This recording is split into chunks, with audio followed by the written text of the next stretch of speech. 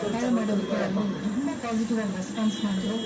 At least ನಮ್ಮ ಮನೇಲಿ ಏನು ಅಂತಂದರೆ ಸಮಾರಂಭ ಯಾವಾಗಲಾದರೂ ಮಾಡಿ ಅಟ್ಲೀಸ್ಟ್ ಸೆಪ್ಟೆಂಬರ್ 14ನೇ ತಾರೀಕು ಅವರ 75ನೇ ವರ್ಷದ ಹುಟ್ಟುಹಬ್ಬ ಆಗಿರೋದ್ರಿಂದ ಅವತ್ತಾದರೂ ಅಟ್ಲೀಸ್ಟ್ ಘೋಷಣೆ ಮಾಡಿ ಅಂತ ಮನವಿ ಮಾಡ್ಕೊಂಡ್ವಿ. ಖಂಡಿತವಾಗ್ಲೂ ಮಾಡ್ತೀವಿ ಅನ್ನುವಂಥ ಭರವಸೆ ಕೊಟ್ಟಿದ್ದಾರೆ.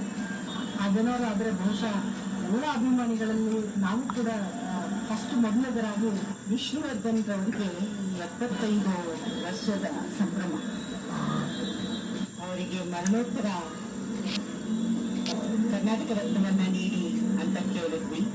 ಹಾಗೆ ಡಾಕ್ಟರ್ ಶ್ರೀಮತಿ ಸರೋಜಾದೇವಿ ಶ್ರೀ ಹರ್ಷ ಅವ್ರಿಗೂ ಕೂಡ ಮರಣೋತ್ತರ ಕರ್ನಾಟಕ ರತ್ನವನ್ನ ನೀಡಬೇಕು ಅಂತ ಕೇಳಿಕೊಂಡು ಸರೋಜಾದೇವಿಯವರ ಆ ರಸ್ತೆಗೆ ಡಾಕ್ಟರ್ ವಿಷ್ಣುವರ್ಧನ್ ಸಾಹಸ ಸಿಂಹ ಅಂತ ಕರ್ನಾಟಕದ ಎಲ್ಲ ಜನತೆಯ ಹೃದಯದಲ್ಲಿ ಆಕ್ರಮಿಸಿಕೊಂಡಿರುವ